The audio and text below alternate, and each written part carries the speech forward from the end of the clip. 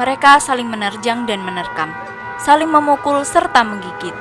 Dalam sekejap, air di sekitar menjadi merah oleh darah yang keluar dari luka kedua binatang itu. Dari peristiwa inilah, lalu dibuat lambang kota Surabaya.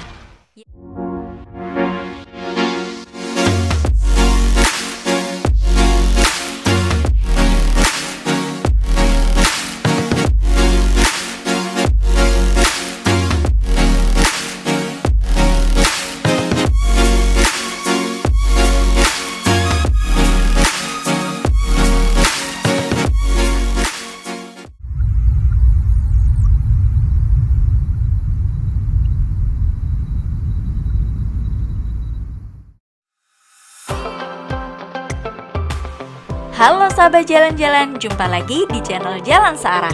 Bikin jalan-jalan tidak salah arah. Kemarin kita telah membahas tentang kota Semarang. Kali ini kita akan pindah ke kota sahabat sekalian, ke kota yang terkenal dengan sebutan Kota Pahlawan. Ya, di mana lagi kalau bukan kota Surabaya? Pasti banyak hal menarik dan paling hits saat ini nih di kota Surabaya. Yuk kita bahas lebih lanjut mengenai apa saja yang ada di kota Surabaya. Mulai dari sejarah, budaya, wisata, dan tidak ketinggalan apa saja kuliner yang lezat di kota Surabaya.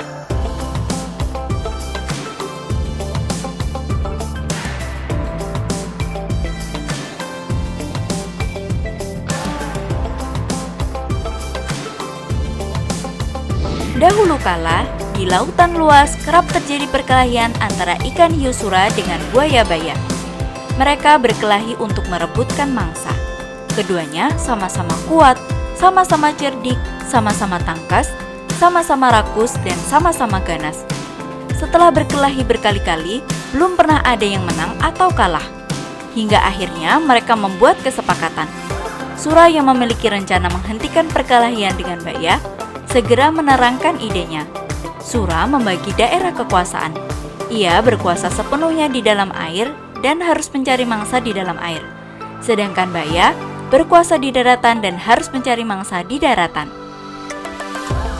Sebagai batas antara daratan dengan air adalah tempat yang dicapai air laut pada saat pasang surut. Akhirnya keduanya menyepakati pembagian wilayah itu. Dengan adanya pembagian wilayah itu, keduanya tidak berkelahi lagi dan telah bersepakat menghormati wilayah masing-masing. Namun pada suatu hari, Sura mencari mangsa di sungai. Ia melakukan dengan sembunyi-sembunyi supaya Baya tidak mengetahui. Awalnya hal ini memang tidak ketahuan, namun suatu hari Baya mempergoki perbuatan Sura ini. Baya sangat marah mengetahui Sura melanggar perjanjian. Saat diingatkan telah melanggar janji, Sura malah bersikap tenang-tenang saja. Ia beralasan bahwa sungai tersebut berair, sedangkan ia adalah penguasa air. Mendengar alasan Sura, Baya naik pitam dan mengatakan bahwa sungai tempatnya di darat, sedangkan daerah kekuasaan Sura di laut. Artinya, sungai merupakan daerah kekuasaan Baya. Sura membantahnya bahwa dirinya tidak pernah mengatakan air itu hanya ada di laut, melainkan juga ada di sungai. Baya semakin geram, namun Sura teguh pada pendiriannya. Karena tidak ada yang mau mengalah, maka pertempuran sengit keduanya terjadi kembali. Kali ini pertempuran makin seru dan dahsyat. Mereka saling menerjang dan menerkam, saling memukul serta menggigit. Dalam sekejap, air di sekitar menjadi merah oleh darah yang keluar dari luka kedua binatang itu. Mereka bertarung mati-matian tanpa istirahat. Dalam pertarungan itu, Baya digigit Sura di bagian pangkal ekor sebelah kanan, sehingga ekor itu selalu membengkok ke kiri. Sura juga tergigit di bagian ekor sampai mau putus, kemudian Sura kembali ke lautan. Baya puas mampu mempertahankan daerahnya. Pertarungan hiu bernama Sura dan buaya bernama Baya ini sangat berkesan untuk masyarakat Surabaya, sehingga nama Surabaya dikait-kaitkan dengan peristiwa tersebut. Dari peristiwa inilah lalu dibuat lambang kota Surabaya, yakni gambar ikan hiu Sura dan buaya Baya. Pendapat lain mengatakan bahwa asal-usul Surabaya berasal dari kata Sura dan Baya. Sura mengandung arti jaya atau selamat, Baya mengandung arti bahaya, sehingga Surabaya artinya selamat menghadapi bahaya.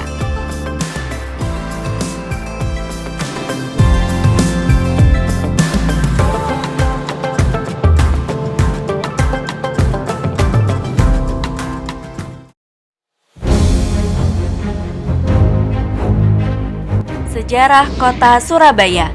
Cerita sejarah Kota Surabaya kental dengan nilai kepahlawanan. Sejak awal berdirinya, kota ini memiliki sejarah panjang yang terkait dengan nilai-nilai heroisme.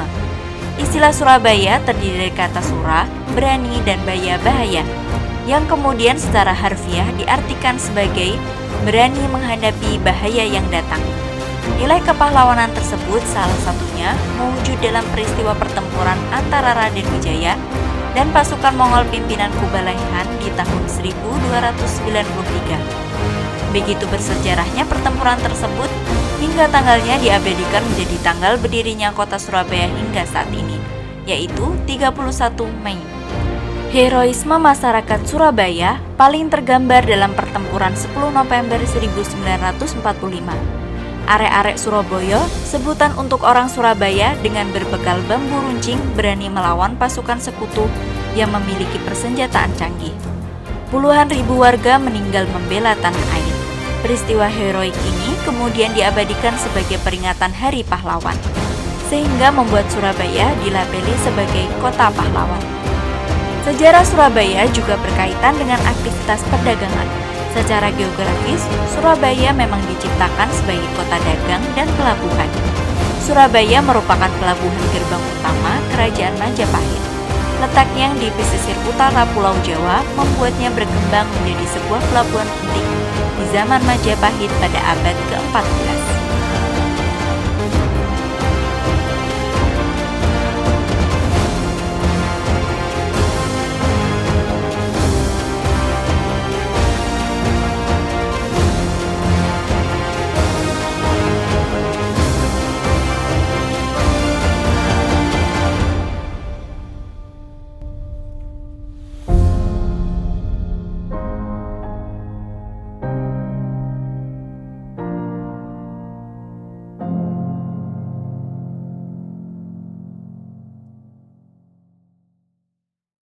Budaya Kota Surabaya.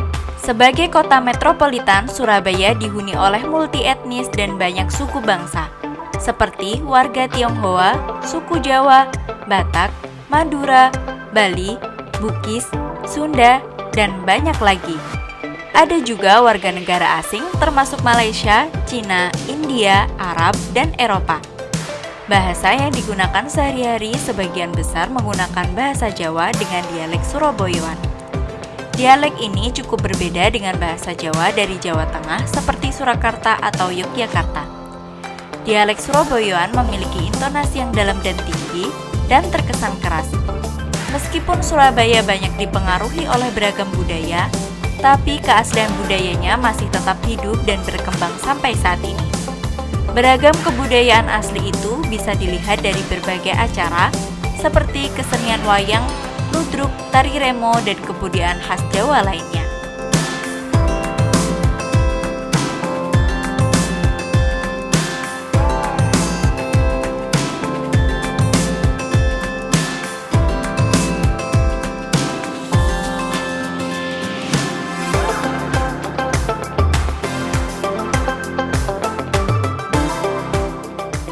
Wisata Kota Surabaya. Sahabat jalan-jalan pasti sudah tidak sabar untuk menunggu mana saja wisata hits saat ini di kota Surabaya. Dari segi pariwisata, layaknya kota yang syarat akan sejarah, Surabaya memiliki beberapa objek wisata yang bisa dikunjungi yang berhubungan dengan sejarah masa lampau. Gedung Siola Museum Surabaya. Gedung megah di kawasan Jalan Tunjungan ini dulunya bernama White Light Law yang merupakan perusahaan komersial yang menjual pakaian dan tekstil asal Inggris. Pada perjalanan sejarahnya, Gedung Siola pernah menjadi tempat pertahanan melawan sekutu. Setelah kemerdekaan, gedung ini berubah menjadi pusat pembelanjaan modern di Surabaya. Kini Gedung Siola resmi menjadi Museum Surabaya. Disinilah kamu bisa melihat perjalanan sejarah kota Surabaya yang mengesankan. Selain itu, di sekitar area Jalan Tunjungan, kamu bisa berjalan-jalan menyusuri deretan toko yang masih mempertahankan bangunan aslinya sejak zaman penjajah Belanda. Seru sekali ya! Untuk sahabat jalan-jalan yang gemar foto-foto atau ingin hunting foto hits dan masih memiliki sejarah dengan kota Surabaya, kita bisa berkunjung ke tempat-tempat berikut ini. Kawasan Jembatan Merah. Kawasan Jembatan Merah merupakan kawasan paling sibuk pada zaman penduduk Belanda.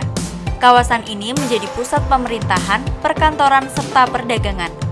Jembatan berwarna merah yang ada di sini pada mulanya dibangun untuk menghubungkan wilayah Surabaya Timur dan Barat yang dipisahkan oleh Sungai Kalimas. Wilayah Barat Kalimas sendiri dulunya merupakan kompleks pemukiman orang Eropa, sedangkan wilayah timurnya dihuni oleh orang non-Eropa. Kawasan ini, kamu masih bisa melihat aneka bangunan tua yang sekarang diadopsi menjadi aneka gedung perbankan dan perkantoran. Di antaranya Gedung Maimbang, BNI 46, dan Mandiri Eskomto yang juga memiliki museum bersejarah. Jalan Gula dan Jalan Karet. Selain Jembatan Merah, ada juga Jalan Gula dan Jalan Karet yang wajib sahabat kunjungi. Bagi pemburu spot vintage di Surabaya, pastinya tidak asing lagi dengan kedua jalan ini. Tidak jauh dari kawasan Jembatan Merah, Jalan Gula dan Jalan Karet seolah memberi ruang bagi pecinta sejarah untuk benar-benar memasuki lorong waktu Surabaya pada zaman penjajahan. Jalan Gula dulunya merupakan pusat pabrik tembakau milik orang Belanda. Di jalan ini kamu juga akan menemukan banyak lorong dan gang sempit dengan bangunan-bangunan tua yang sudah tidak berpenghuni. Berbeda dengan Jalan Karet, di sepanjang jalan ini kamu banyak menemukan bangunan-bangunan megah klasik yang indah. Pada zaman penjajahan Belanda, kawasan Jalan Karet dikenal sebagai pusat perniagaan yang sibuk di Surabaya loh.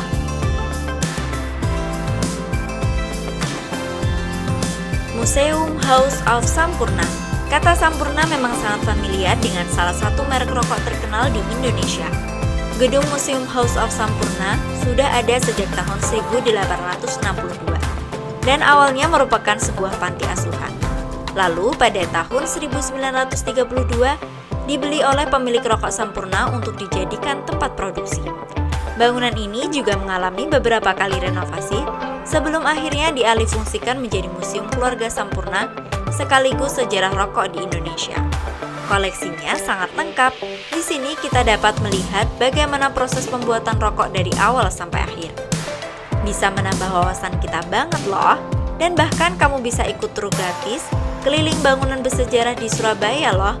Wajib banget nih kamu coba keliling kota Surabaya secara gratis dan bisa melihat kerennya kota Surabaya. Surabaya Northway, sebuah objek wisata unik yang bisa kamu temukan di kota Surabaya, namanya Surabaya Northway. Tempat ini merupakan terminal persinggahan kapal pesiar mewah yang dikemas sedemikian rupa sehingga menjadi lokasi yang menarik untuk berwisata. Tempat ini beralamat di Perak Utara, daerah Pabean Santian. Melalui terminal ini, kamu bisa melihat kapal-kapal pesiar mewah yang bersandar, menyaksikan sunset pada petang hari melalui lantai 3. Tak hanya itu, tempat ini juga menyediakan aneka kuliner lezat khas kota Surabaya. Fasilitas tempat ini sangat terawat, mulai dari sofa, ruang ber-AC yang nyaman, kursi-kursi bersantai, dan bangunan yang tertata rapi. Harga tiket masuknya bervariasi mulai dari Rp10.000 hingga Rp50.000. Tiket Rp50 memungkinkan kamu mendapatkan akses yang lebih dekat ke tepi laut. Tempat wisata Surabaya ini terbilang unik dan tentunya menjadi pengalaman baru bagi kamu yang berasal dari luar kota. Jam bukanya mulai pukul 11.30 hingga 20.00 waktu setempat. Kamu bisa menyesuaikan jadwal berkunjung jika tertarik ingin melihat kapal-kapal pesiar mewah yang singgah di Surabaya. Hutan bambu. Tanaman bambu ternyata bukan hanya berguna untuk bahan dasar kerajinan. Di Surabaya, hutan bambu menjadi objek wisata yang memiliki pesona sedemikian rupa. Wisata di tengah kota yang bisa kamu nikmatin secara gratis dan buka selama 24 jam. Hutan bambu Surabaya ini berada di Jalan Raya Marin Asri, daerah Keputih. Sebuah lokasi kebun bambu yang menawarkan pemandangan instagramable sekaligus sebagai suatu lokasi yang teduh di siang hari.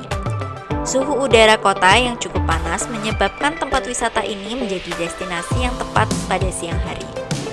Hutan ini berada dalam kawasan seluas 40 hektar yang terdiri dari ruang publik, taman harmoni, dan hutan bambu. Wisata kota Surabaya ini menjadi tempat nongkrong yang asik sekaligus sebagai spot lokasi berfoto yang instagramable. Pohon bambu di kawasan hutan ini ditanam secara sejajar dan di beberapa bagian membentuk lorong yang indah. Daun-daun bambu yang hijau dan sebagiannya yang sudah jatuh ke bawah menambah suasana dan pemandangan yang semakin indah.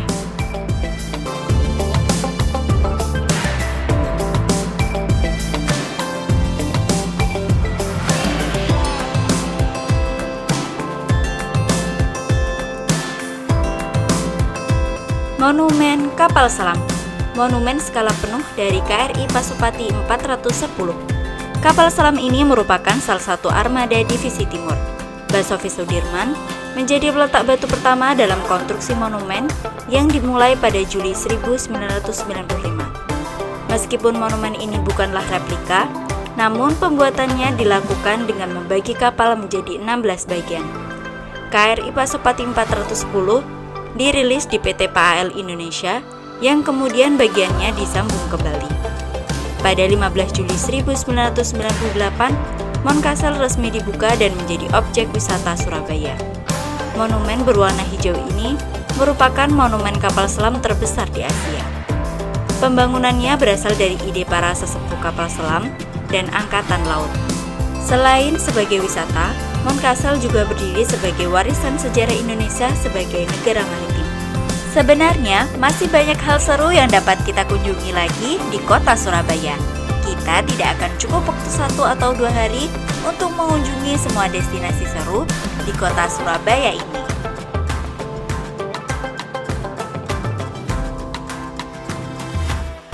Kuliner khas Surabaya.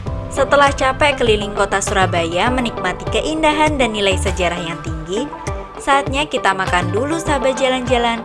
Berikut menu makanan yang tidak boleh ketinggalan dari menu khas Surabaya. 1. Rujak cingur. Sesuai namanya, rujak cingur terbuat dari moncong sapi dengan tambahan bumbu kacang dan petis sehingga menambah rasa gurih hidangan ini. Cingur itu diolah dengan cara direbus setelah dipotong kecil-kecil. 1 porsi rujak cingur berisi potongan cingur, sayuran, saus kacang tanah yang dipadukan dengan bumbu petis. Selain rasanya yang khas, tekstur cingur kenyal seperti jeroan sapi. Hidangan ini bisa disajikan bersamaan dengan ketupat agar mengenyangkan. Beberapa restoran di Surabaya yang menjual hidangan rujak cingur adalah Rujak Cingur Ahmad Jais, Rujak Cingur Sedati Bu Aini, atau Rujak Cingur Genteng. 2. Lontong balap. Kuliner satu ini merupakan salah satu makanan khas di Surabaya yang terbuat dari lontong dan tahu goreng. Selain lontong dan tahu goreng, ada tambahan lento yang kemudian disiram dengan cambah atau kuah toge. Lento sendiri adalah camilan khas Jawa yang terbuat dari kacang tolo atau bisa juga dari kacang hijau. Kuliner ini dinamai lontong balap lantaran dahulu para penjualnya berasal dari satu kawasan yang berangkat naik sepeda bersama-sama untuk sampai ke satu tempat jualan. Dalam perjalanan berangkat itu, mereka saling berkebut-kebutan sehingga dijuluki penjual lontong balap. 3. Rawon. Hidangan khas Jawa Timur berikut adalah rawon. Sup daging berkuah hitam dari rempah kluwak ini menjadi makanan wajib bagi para pengunjung kota di Jawa Timur, terutama Surabaya dan Malang. Di Surabaya ada banyak tempat makan yang menyediakan rawon dengan ciri khas tersendiri. Hidangan ini memiliki aroma yang khas lantaran perpaduan aneka rempah di dalamnya, seperti daun jeruk, serai, jahe, dan cabai. Namun, rempah yang menjadi kunci kuliner enak satu ini adalah buah kluwek. 4. Tahu telur. Kuliner tahu telur atau disebut juga tahu tek adalah makanan khas Jawa Timur termasuk Surabaya. Tahu telur dimasak dengan cara digoreng, layaknya membuat telur dadar. Sekilas kuliner ini nampak sederhana, namun cita rasa tahu telur yang disantap bersama dengan nasi hangat memberikan kelezatan yang luar biasa. 1 porsi kuliner ini terdiri dari telur dadar yang ditambah tahu yang dipotong-potong asal dengan gunting. Kemudian disajikan bersama kentang, tauge, lontong, dan bumbu kacang petis. Kuliner tahu telur bisa ditemukan mulai dari penjual kaki lima hingga restoran. 5. Pecel semanggi. Pecel semanggi merupakan salah satu hidangan khas Surabaya. Yang membedakan pecel semanggi dengan pecel lainnya adalah penambahan sayur dari daun semanggi.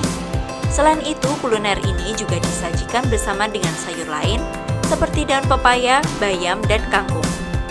Seluruh sayur yang telah direbus itu kemudian disiram dengan kuah berwarna coklat dan kental. Namun, penjual pecel semanggi sudah semakin sulit ditemukan di Surabaya karena bahan utamanya yakni daun semanggi kian langka.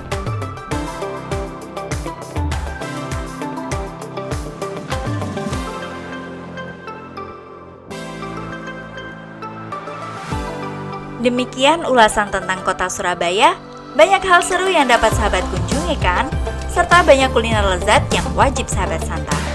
Semoga dapat menjadi referensi jalan-jalan sahabat sekalian. Terima kasih buat sahabat jalan-jalan yang menyimak video sampai akhir. Apabila ada pertanyaan, kritik dan saran, tulis komentar di bawah ya. Jika ada request kota kalian yang ingin dibahas di channel ini, silahkan tulis juga di kolom komentar. Sampai jumpa di video selanjutnya. Jangan lupa share, like, dan subscribe Jalan Searah Channel. See you!